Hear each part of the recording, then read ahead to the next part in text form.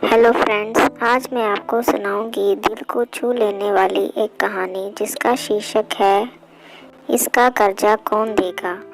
बहुत पुराने समय की बात है। एक गांव में एक भले आदमी गंगाराम का देहांत हो गया था। तो जैसे ही उस आदमी के परिवार वाले उसकी अर्थी को शमशान ले जाने लगे, तभी अचानक एक मोटे ताजे सेठ ने उस अर्थी का एक पांव पकड़ लिया और बोला कि मरने वाले इस गंगाराम से मैं 2 लाख रुपए कर्जा मांगता हूँ, इसलिए पहले मुझे मेरे पैसे दे दो, तभी मैं इसकी अर्थी को शमशान ले जाने दूंगा। अब तमाम लोग तमाशा देख रहे थे। तभी उनके 3 बेटों ने कहा कि हम तुम्हारा कर्जा नहीं देंगे। पिताजी का कर्जा पिताजी जाने, और वैसे भी अब वो तो इस दुनिया में ही नहीं है। अगर तुम्हें इनकी अर्थी ले जानी है तो ले जाओ। ये सुनकर पूरा गांव गंगाराम के तीनों बेटों पर थू थू कर रहा था। अब गंगाराम के तीनों बेटे उस कर्जे को देने से पीछे हट गए।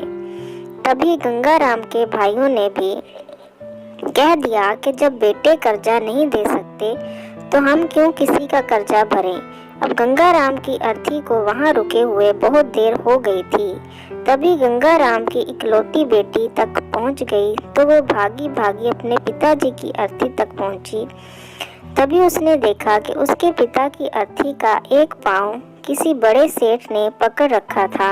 ये देखते ही उसने आंखों में आंसू लिए अपना सारा जेवर और जितने भी पैसे उसके पास थे वो उसको देते हुए कहा, और फिर उस सेठ के आगे हाथ जोड़ते हुए ये कहा कि सेठ, अगर ये सब जेवर बेचकर भी आपका कर्जा पूरा ना हो पाए तो मैं खुद आपको सारा कर्जा उतार दूंगी, मगर इस समय मेरे पिताजी की अंतिम यात्रा को मत रोको।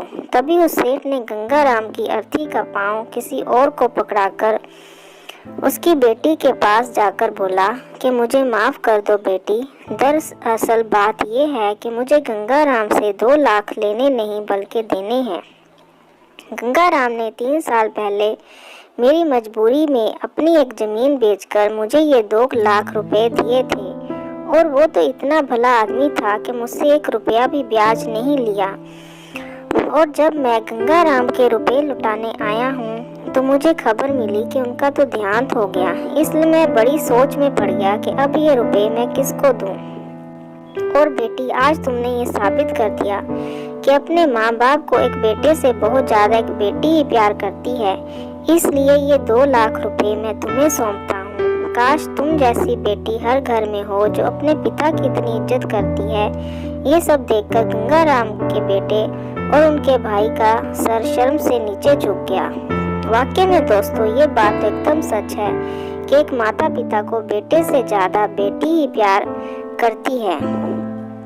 इसलिए दोस्तों, बेटी पढ़ाओ और बेटी बचाओ।